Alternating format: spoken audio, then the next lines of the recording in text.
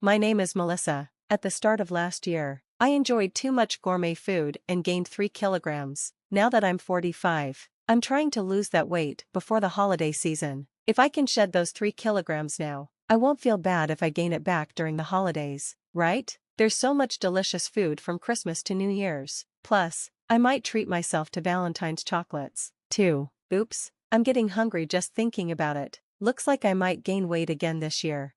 Today, I want to share a winter story from when I was 25. After dating for a few years, I announced my engagement to my boyfriend, John, and introduced him to my parents. They liked him, and everything seemed to be going well until my older sister, Jenna, came home from work. Jenna, who is 2 years older than me, immediately became infatuated with John. As sisters, we often understand each other's feelings, and it was clear she was smitten at first sight. I hoped it was just a passing fancy, but when she met John, she blushed and held his hand tightly, gazing at him dreamily. I didn't think it was right for her to act that way toward my fiancé, but I assumed she wouldn't pursue anything serious. However, after John left, Jenna confronted me, wrapped in a towel after her bath. "You need to call off the engagement," she said. She claimed John was a playboy and that I could find someone better. I asked her why she thought that. "It's a woman's intuition," she replied. Since Jenna had never dated anyone, I didn't trust her so-called intuition. I chose to believe in John's character, which I had seen over the years. I brushed off her advice with a casual, "Yeah, I'll be careful." John started visiting our home regularly to bond with my family, and my parents were happy about it. But instead of supporting my relationship, Jenna tried to get closer to John herself. John told me that when I wasn't around, Jenna would grab his arm, lean against him, and ask, "Don't you think Melissa is immature?" She even asked for his contact information and would accidentally expose herself. John found it amusing, but I would have been worried if he were the type to take her seriously. Jenna believed she had a chance because she thought he couldn't reject her since she was my sister. Each time they met, she would sweetly greet him, "Hey." At first, it was just infatuation, but the fact that John worked for a good company made her even more interested. She said he was dependable, attractive, and a good man who could provide for the future. She was completely taken with him. Even though I saw Jenna's inappropriate behavior, my parents didn't say anything, which was typical for them. Jenna has always struggled with everything. She even melted a plastic dish while warming food. She wasn't great at school, sports, or chores and often skipped swimming class with excuses. Her looks weren't remarkable either, but my parents still treated her like she was special because she was the eldest. They quietly expected me to support her. I've always been told to help her shine without drawing attention to myself, which feels unfair. It seems my parents see her as a helpless child who needs pity, while I am efficient and capable. Maybe they think there's no need to teach someone who can do things on their own. I found it easy to support my sister, Jenna, and sometimes I pretended to be helpless in public. As I got older, I realized that if I kept doing this, I would fail my exams. I started resisting my parents and doing what I wanted. If I had continued to obey them, I really would have become someone who couldn't do anything. Because of my independence, Jenna began to dislike me a bit since she lost my support, but our relationship was never really bad. We could still talk normally, and I even gave her advice on her problems. Our family had its issues, like being overprotective of Jenna and some tension between us, but I still thought we were a pretty normal family. However, things changed when John didn't feel the same way about Jenna. "I can't believe my younger sister is getting married before me," Jenna said to our parents the night before my wedding. "Don't worry, you'll find a good partner soon, Jenna," Dad replied. "I agree, Jenna," I added. "But that's not how it's supposed to be. The older sister should get married first. It's too early for her." "But the wedding is tomorrow, right?" I asked, confused. "What are you saying, Mom? Don't you care about me? I'm going to be the older sister who gets overshadowed by my younger sister." "That's not true," Mom said. That night, I listened quietly from the hallway as my sister argued with our parents. Should Jenna marry first? If I waited for her, I'd be much older before I got married. What is she really thinking? I wondered. I thought she'd calm down after sharing her complaints. I understand. Mom and Dad won't come to the wedding tomorrow, so you can be happy with that, Jenna," Dad said. I was shocked. My parents agreed not to attend my wedding and instead apologized to Jenna. What was going on? It felt like they were blindly following her wishes. This was more than just indulgence, but Jenna still sighed unhappily. Fine, I'll compromise. Let her have a wedding that nobody recognizes.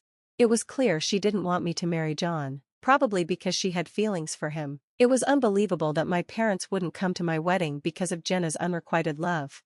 Finally, the wedding day arrived. Even though it was a day for celebration, I could hardly sleep from anxiety. It wasn't excitement that kept me awake, but the discomfort from what I heard between Jenna and my parents. I couldn't forget the satisfied smile on Jenna's face when Mom and Dad said they wouldn't attend. At the venue, I explained to John and his parents that mine would not be coming. "I'm sorry, my sister is against this marriage, so my family won't be here," I said. It broke my heart to say that. My in-laws couldn't believe there were parents who wouldn't come to their own daughter's wedding. They were silent for a moment after hearing my story. Then my mother-in-law took my hand, and my father-in-law placed his hand on top of ours. "Remember, your family is here. Don't let this day be sad. Come on, smile," my mother-in-law said kindly, and I felt tears welling up. "Melissa, I'm here as your husband, so please don't say your family isn't coming," John said, gently stroking my hair. Seeing me tear up, my in-laws and John quickly tried to cheer me up, saying, "Don't cry, you're the bride, and your makeup will run," and they joked to lighten the mood. Then my mother-in-law looked at me seriously and said, "Melissa, it might be hard with your family, but this new life you're starting should be a beautiful beginning. Let's create your own family." Even though I felt abandoned, my mother-in-law hugged me tightly. John and my father-in-law joined in, too. I told myself, it's okay, just like my mother-in-law said. This is a new start. I promised to build my own happy family, and that day, I officially married John. 15 years have passed since then. During that time, John and I had a daughter and 2 sons. My capable daughter keeps an eye on her 2 mischievous brothers, who love to make a mess. Sometimes, I surprise myself with how loud I yell, "Stop it now." John's job is going well, we bought a house, and we're living a stable life. But then, unexpected visitors showed up, my father, mother, and sister. After the wedding, I had distanced myself from my family and hadn't given them my new address. Yet somehow, they found our house and came by unannounced. When they arrived, I didn't greet them warmly. Instead, I said, "What do you want?" "I have a favor to ask," Jenna said. My parents chimed in, "It's something only you can do for us," looking at me sincerely. What's going on? I wondered. What could they possibly need after 15 years apart? Feeling a mix of anticipation and fear, I stayed silent as my mother spoke. "We want you to give John to your sister."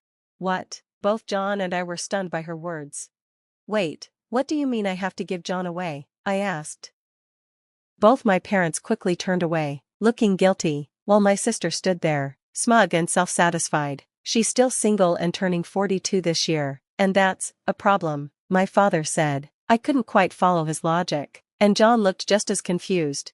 "Actually, the company she worked for recently went under, and she's currently unemployed. We're worried about your sister's future, being single and jobless. We hope you understand. Since you are sisters, you should feel the same way."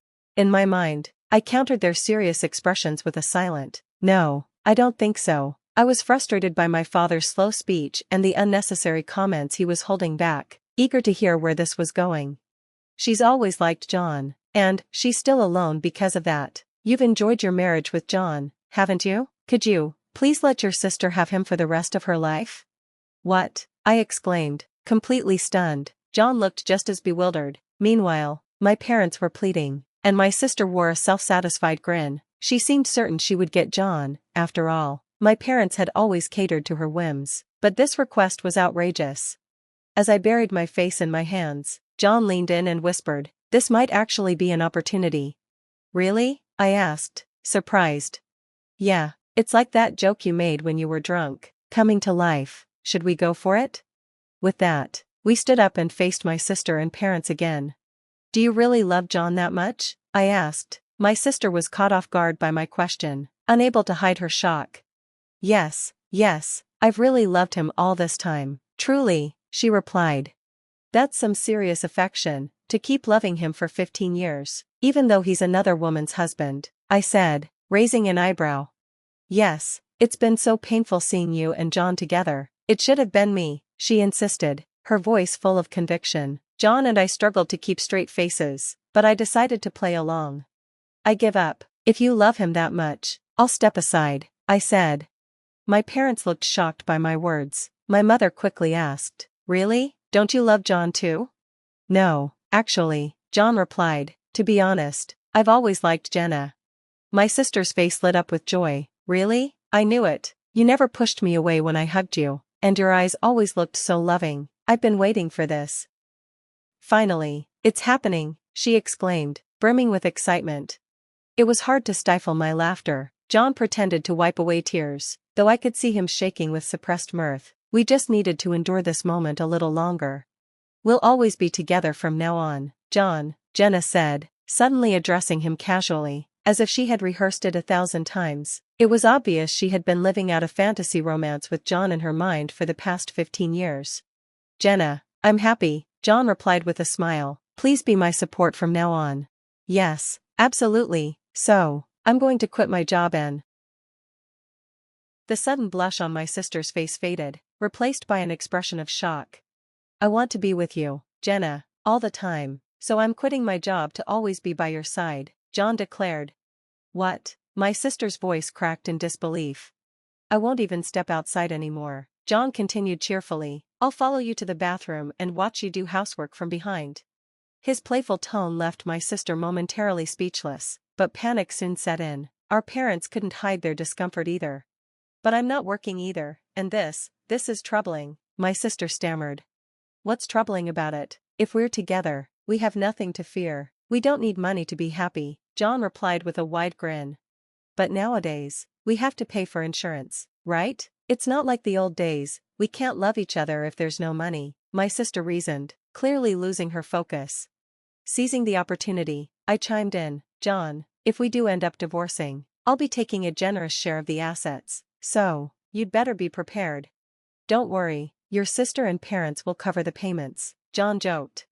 Our parents went pale, exchanging alarmed glances. Finally, my mother spoke up. "Jenna, it's hard to say this, but this isn't right, taking a husband from your sister." "Exactly, Jenna, that is indeed wrong," my father added, suddenly concerned. Where had their earlier support vanished to? It felt like they had abruptly changed sides. "What are you talking about? You promised to give John to me," my sister screamed, frustration boiling over. "But, Jenna, that was before," my mother began to explain. "I don't want to hear it. Doesn't anyone support me?" Jenna ranted, her voice rising in hysteria. In a fit of rage, she grabbed my mother's hair, and my father struggled to mediate the chaos. In the midst of it all, John calmly interjected. Everyone turned their attention to him as he said, "Honestly, you're not my type. I respect you as Marianne's sister, but apart from that, I don't really want to interact with you, especially that upward gaze. It actually turns me off. The feeling that someone harbors unrequited feelings for me is, well, uncomfortable." John's candid remarks left my sister and our parents momentarily speechless. "But John, what about everything you just said?" my sister asked, confused. "Please stop being so casual with someone else's husband," I said firmly. "There's no way he could fall for you. We have a family and are living happily." "You tricked me," my sister shouted, her eyes wide with frustration. "How could you believe that someone who hasn't contacted you for 15 years could love you? Isn't that unrealistic?" I challenged. My sister's face flushed red, tears beginning to form in her eyes. "If you were truly an attractive woman, maybe, but who finds charm in someone who is unemployed, dependent on her parents, and can't manage her own household because her mother always did everything for her?" With those words, my sister's composure crumbled, and she began to cry loudly. Our parents tried to comfort her, their expressions confused, as if they were finally seeing the truth for the first time. "So, I'm not handing over John, given that. Please give up, Jenna," I concluded. At this, my sister sobbed like a child. It was an unseemly sight for an adult. She clearly hadn't matured at all. "Take this experience as a lesson, and please don't involve yourself with us again. No matter how much trouble you find yourself in, don't expect help from us." With that, I slowly closed the front door. When the kids asked what had happened, I replied, "It's Halloween season, so it seems a ghost came early." My eldest chimed in, "Let's exorcise the spirit," although I quickly nixed that idea. It certainly felt like there was a wailing ghost outside as we could still hear my sister crying. 5 years have passed since then, and she remains single. She managed to find a job but was eventually fired for inappropriate behavior, after rushing into a marriage too quickly. She caused enough trouble to get banned from matchmaking events. It seems she might be destined to stay single for life. My parents continue to work part-time, even after retiring, to support her. They likely realize they can't rely on her for their future care. As for me, I spend my days as a homemaker without worrying about school fees, thanks to my intelligent children and a husband with a stable income. Sometimes, I wonder if working outside could help me burn off the calories from all the holiday treats. My daughter, already slim, is entering her growth phase and wants to start dieting, but I'm trying to persuade her against it. You can think about dieting when you're older. Like me, I advise her. My two sons love dancing and recently showcased their talent at a local event, winning several awards. They confidently declare, "We're going to be in BTS one day." I sincerely hope BTS remains together until my sons grow up. We enjoy regular visits from my in-laws, who are as dear to me as my own parents, sharing delightful meals together. When the kids have spring break, we plan a spa trip, looking forward to spending quality time as a family. Although there were many challenges before my marriage, my daily life now is filled with happiness, strengthening the true bonds of family. I hope for continued health and long life for everyone so we can share more precious moments together.